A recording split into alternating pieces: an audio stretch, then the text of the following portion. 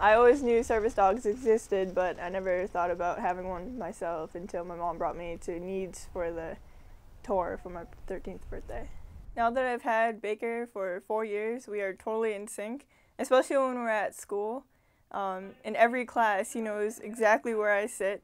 If he goes in before me, he knows exactly where I sit. He goes by my desk and just lays down. If I drop my pencil or keys, I don't even have to ask him anymore. He just picks it up and hands it right back to me. The trainer said if we just had a few more minutes, he had one dog in mind that he'd love to bring out to meet Erica, and out comes Baker through the door, and he was all arms and all legs and absolutely no finesse, and they fell in love. We were very intrigued. We picked up the literature, read about it, and said, this is from the Needs program. They were describing what it was about. And we said to ourselves, someday we will do this when the time is right. But it's also a wonderful way to meet people, and particularly other dog people. We've had more conversations with strangers about dogs, Right. you know, it's just wonderful. And that's why I think they also make a wonderful companion for anybody that has a disability. I was really excited. I was expecting it to be longer than it was, but when they called me and said that we might have a dog, I was so excited. I was like, oh yeah, I get to have my dog, I get to have my own. I don't have to always ask to pet hers, or I could always pet my own, and it's been good. She's a lot of help. In 1990, the Americans with Disabilities Act was founded. This law is a federal law which allows for, amongst other things, people who have disabilities to have whatever tools are necessary to have in all public places. This includes animals. The way the law is currently written, it is not restricted to any specific breed, but we do find that canines are the most versatile as far as the number of jobs they can do and as far as the locations that they can work in. Is a client like Erica may possibly want the dog to pull her wheelchair up an incline, whereas if you're a walker dog, your walker dog doesn't need to know how to do that. Your walker dog needs to know how to balance you or how to stand stiff. When you fall on the ground, you need to use him to get up. He needs to know how to assist you with that. Certain people want their cell phones retrieved. Other people don't want them anywhere near their cell phones and want their remotes retrieved or their shoes retrieved, or to get a certain sweatshirt for them when they're cold. These are just sort of individualized tasks that people kind of start to request, and as we start to really think that certain dogs fit with certain people, we can really start individualizing these dogs for their clients. My favorite sport is sled hockey, and I've been playing that for the past 6 years. And ever since I had Baker, he always came with me, but unfortunately he can't go on the ice, but he plays on the sidelines. And recently, a teammate of mine, Colleen, just got a service dog, and now Baker has a friend to play with while we're on the ice. Many of them do wear patches that say, please don't pet me, I'm working. And this is because they are doing a job. We want to help remind the public that these animals are tools and are part of the body that they're serving.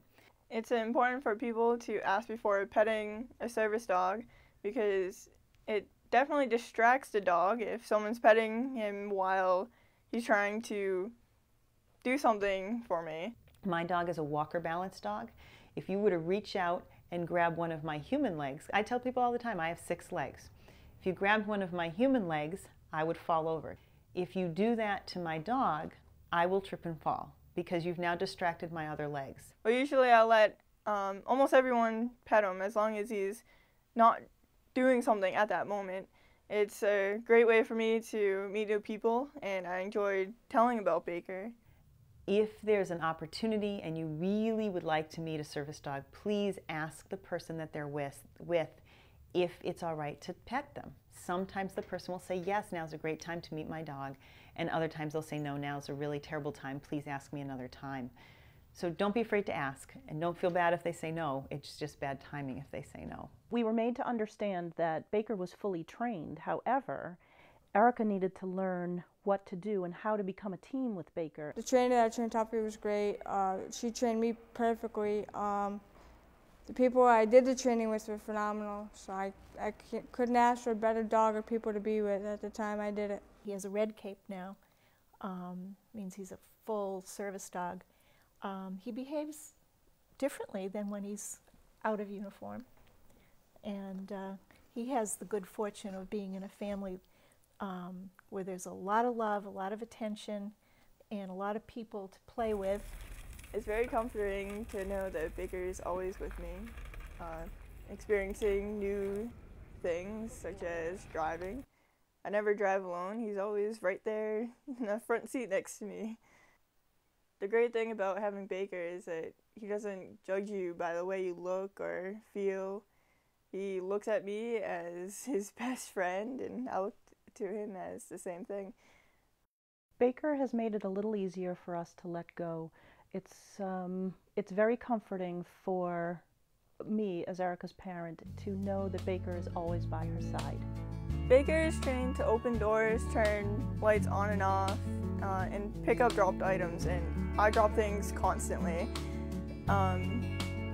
But most importantly, he's always there. He's always by my side, no matter where we go or what we do. And he's a great companion. A cold spell fell, late April morning stayed dark as well.